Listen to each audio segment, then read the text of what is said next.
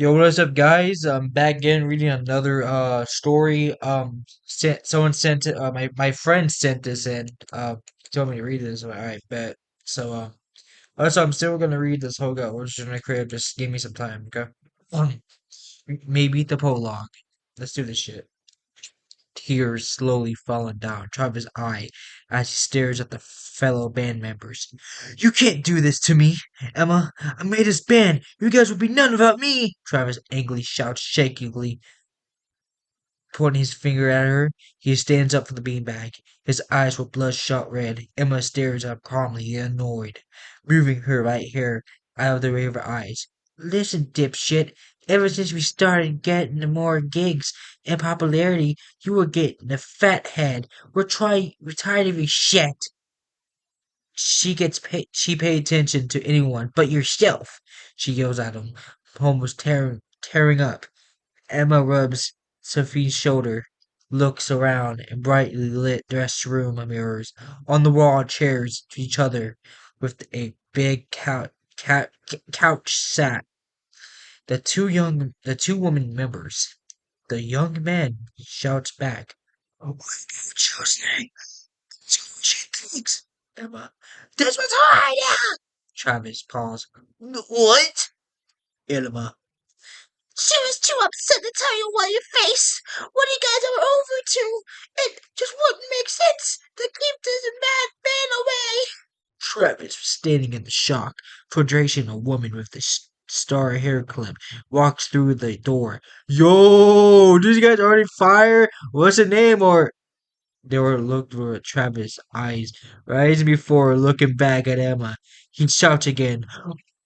My replacement is 5 fucking feet too dodgy theme, bitch.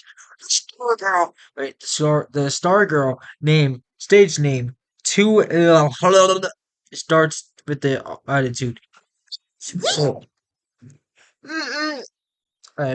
uh, Travis, you couldn't probably play in kid shows with that outfit, but you're not WK, whatever that is. Tuesby, listen, buddy. You can't be talking about someone not wearing the right aesthetic, motherfucker. You have a mohawk in the 30s, motherfucking bitch. And when you're like 42 years old, Grandpa, don't press me with it because you team thinks I'm such a better replacement, dumbass hoe. As Travis heard his words mocking him, the young man angrily walks to the wall, grabs one of the guitars, raises in the air, and crushes it against the ground, smashing pieces. The girls tense up at the beat. Is forming a confused face. Sophie almost cried, and Emma started stone cold face. You heard a woman say his turn. The girl was Joseline. Joseline finally leaving her room in fit of distress. Gonna call the cops if you don't leave fucking now, she tells him, tears running down her face. Travis. Baby! Josie.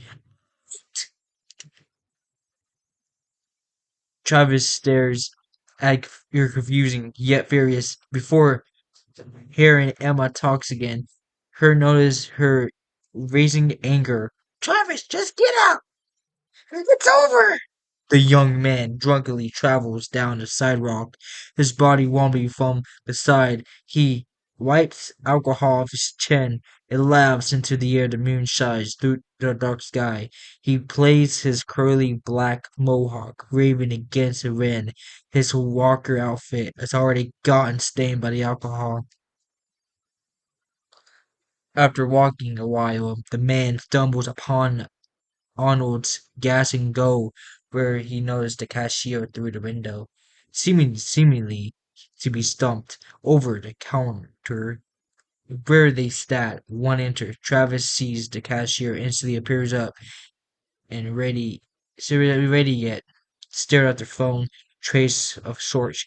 Travis walks over to the slush shit machine, pulling a large cup from the slot, pouring blue slush into without hesitation. He pulled a bottle out of his pocket and pours out the fudge beverage, making it in a straw. Uh, Once the cashier here, he hears the drink counter and starts at the smiling dumbly without looking for phone. The cashier put the hand on Travis, pulls out his wallet, and then the kid, shut the fuck up! I'm here fucking playing for zombies, motherfucker.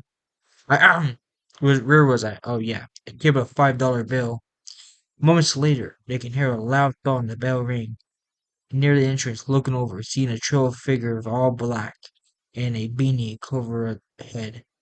They run to the cashier, pulling the gun in the register, shoving Travis aside. Someone black. Whoa! Are you getting robbed? He asked the kid laughingly, drunkenly. The kid didn't say anything, as figured, continuing to point the money machine. The young man, misses with his errand, began to walk back to the counter. The figure turns to the gun back to Travis, knocking the slushy over it. Ah, bitch, that was mine, ass! Oh! The man tells him angry, his words swirling. Um, Travis continues forward, unaware of the situation. The cashier continued to be silent, not even moving. Lacking all emotion, he walks up to the robber, to his chest, pressed against the gun. His face was irritant straight. Listen, bub, you're gonna have to buy me another one, tells the robber.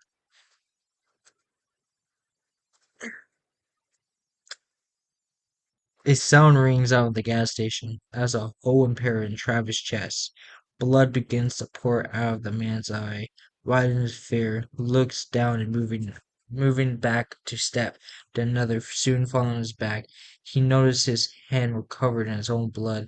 Sweeps out of already the ground under him. He can barely breathe. Let him think. His voice is this. Who is the? The fuck does that mean? Uh, Whenever he tried to speak, only disgruntled sounds coming out, no screams or shouts aloud through. He noticed the cashier slumped down on the counter where the robber was setting his gun. Suddenly, the door of the gas station slowly opens, the rings coming through. Travis tried to jump his feet before falling to his stomach, using all his power to crawl forward. The robber stands there, allowing him to continue. Nigga, I don't care you're playing fucking Plant vs. Zombies. Um, allowed him to continue to stare down at him. Another masked man walks behind the Ezreal by the door. Travis' eyes too shielded by blood to make out the appearance. Seconds later, his eyes was closed. Darkness carried sound of his heartbeat. Okay, it's like chapter 2. Alright. Um, Graduation, AJ Punk, Gerard 18, chapter 1 to 22, 24. After party, 18. Years later, kick out of the band, broken up, gas station selected like place, killed in the no showed. Chapter 1, folks in the hospital, 2 months later, and the future. Tell you, I believe that's a typo, which I'm gonna read that. To show that the experience turned into a puppet, getting of assuming. Here, Pito is left scar. It's I hop. Stockings suck energy. Travis try to fight, so Gipito not to take over. After wake up the hospital meets Carborough. This is chapter IDK, but this comes in the gas station. Hold on, can I read it? No, okay. Hold up.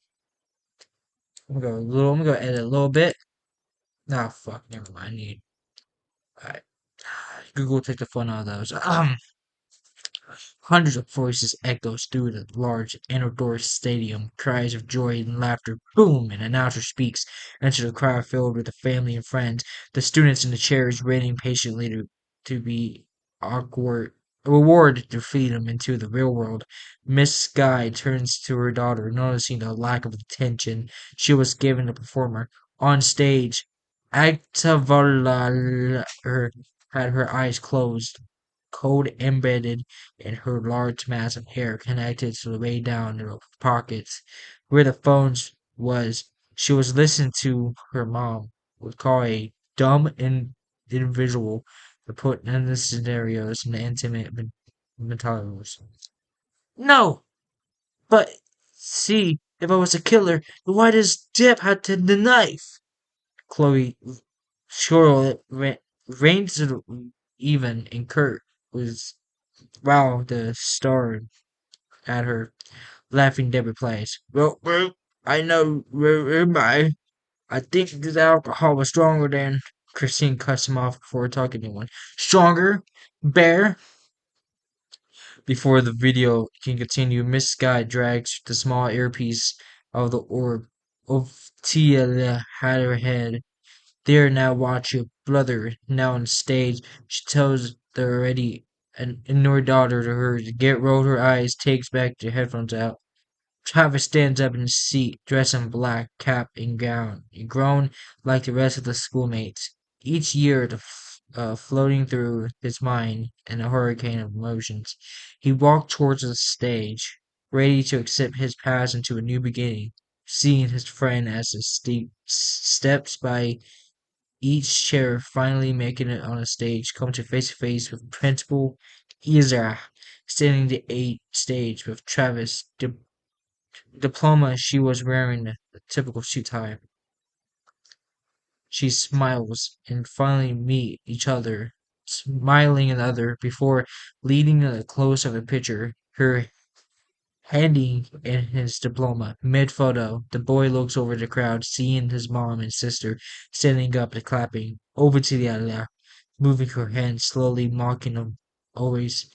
Travis smiles, wisely enjoy the moment, finally about to start a new stage in his life, with the most many plans, so many dreams had lot in his hands. Times on his head. It's my bad, OG. Got a few more paragraphs.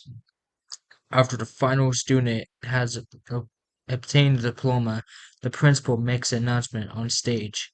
I'm glad you have made it at this point. You shall be proud of yourself. The class of what the fuck is 178 over 500 graduates.